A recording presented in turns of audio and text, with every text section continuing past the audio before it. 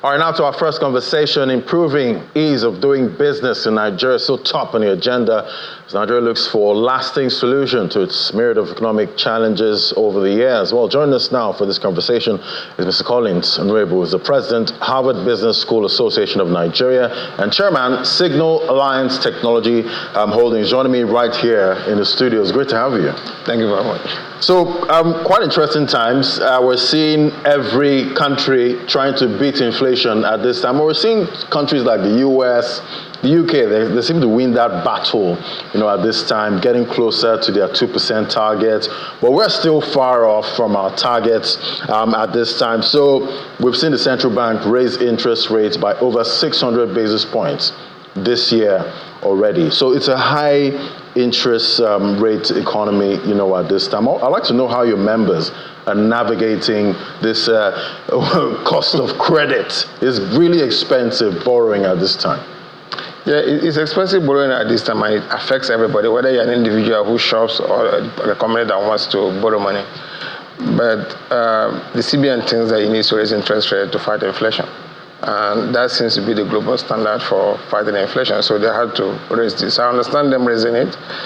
I think the more important thing will be how much they raise it and being able to mitigate the effect on businesses. Because as a business today, your costs go high once the cost of borrowing goes high. So who is going to pay for that? Ultimately, pass it down to the consumer. The consumer is suffering from inflation, they're suffering from your FS rate, they're suffering from everything that goes high. Ultimately goes to the consumer. So how do we make sure that the consumers don't feel the effect of all these things? Because if I'm doing something, if I want to borrow money to do a business today, and I'll add the cost of borrowing, and then I pass on the cost to the ultimate consumer. Right, and on one hand, we're trying to tame inflation. We're making cost of borrowing high, but at the end of the day, this business is still passing on that high cost to the customers, still keeping inflation high. So definitely, I know it's a tough job, being a central banker, at this time. But how do you think they can, measure this? So somehow you're not destroying growth. You're not destroying growth too much. We also need to grow. Yeah, we need to grow. I think it's a tough balancing act, but I think most countries, what we need to know as business is saying, look, this is going to be a temporary thing. So you need to raise interest rate for a point. At some point, and maybe inflation will go down, and then ultimately the interest rate will start falling. I think that's what the US and COA have done. How long do we have to go for this? I think businesses need to understand how long do you think this is going to last so that they can plan around it. I think part of the problem we have in the economy right now is that there's too much uncertainty. There's uncertainty around Forex, there's uncertainty around this interest rate, there's uncertainty around a lot of things that are happening in the economy.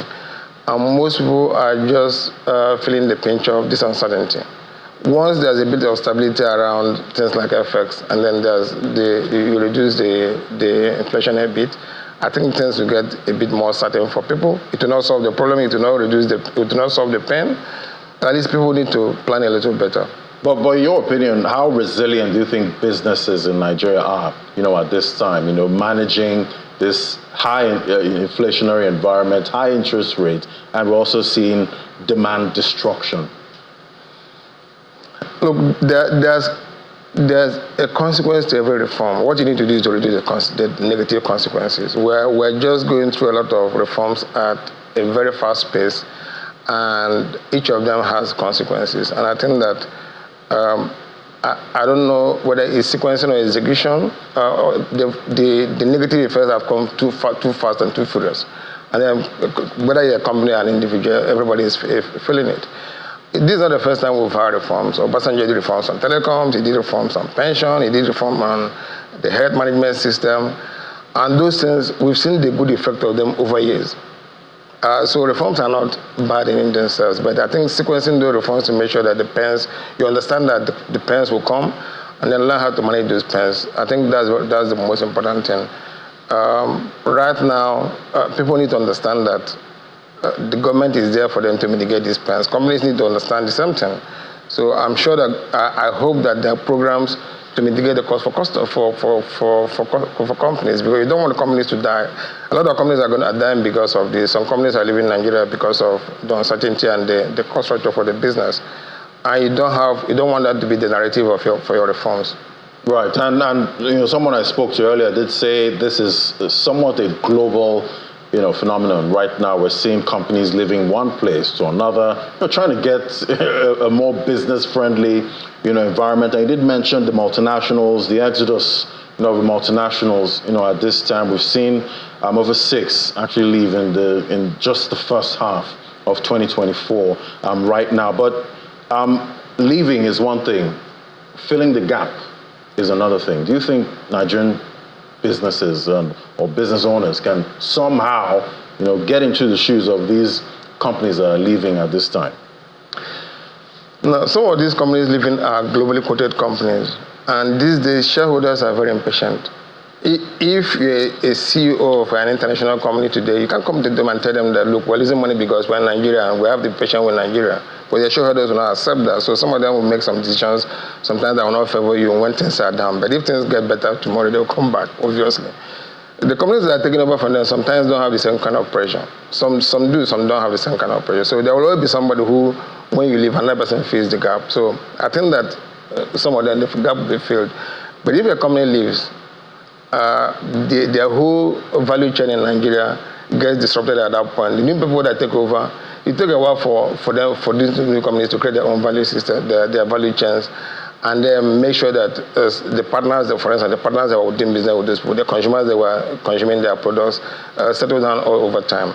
So my company is a partner to one of the companies that has left, or partially left. Right. And this will impact B2B. Definitely. It has some effect.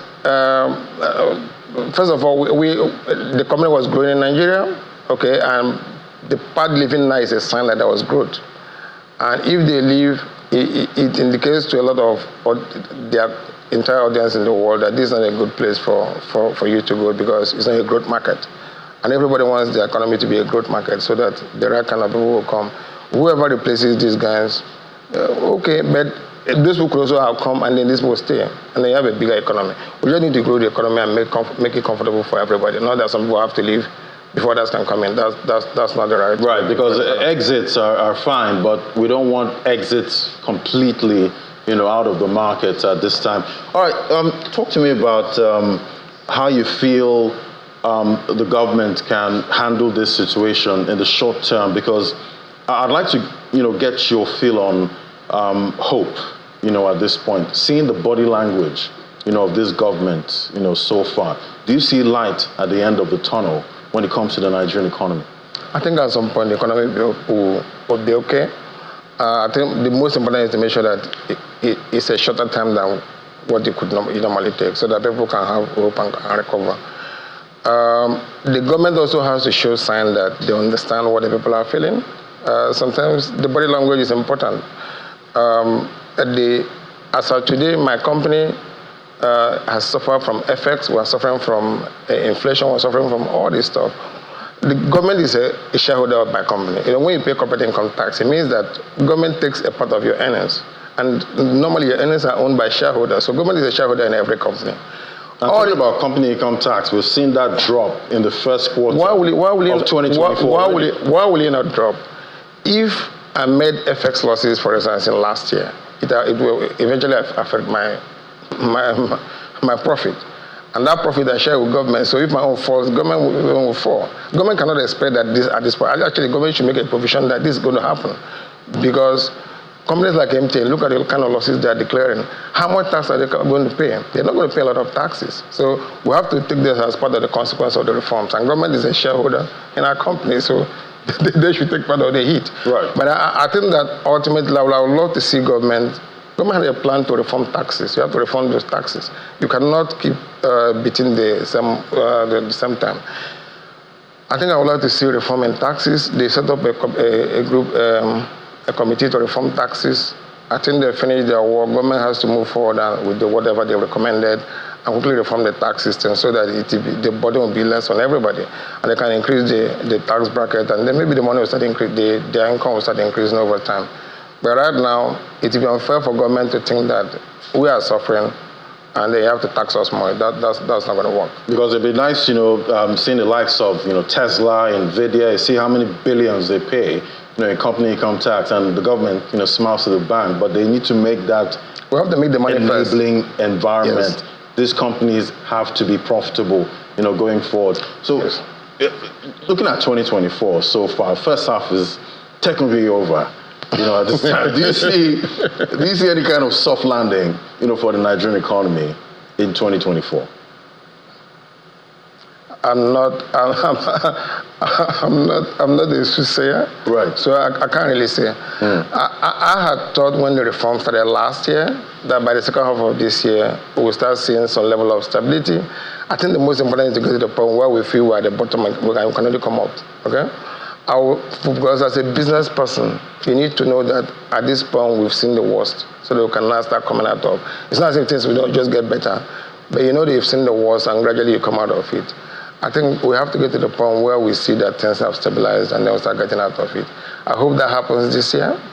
I thought it would happen, but at this point, we just need to see that it happens. Right. The earlier that happens, the better for everybody. The better for everyone, definitely. It was great having your perspective, Ms. Collins Onwuegbu, President, Harvard Business School Association of Nigeria. Thank you so much for coming on the show today. Thanks, Larry. All right, so we'll take a break now. When we come back, we're going to head straight to the markets for the first trading day of this week. Do stay with us.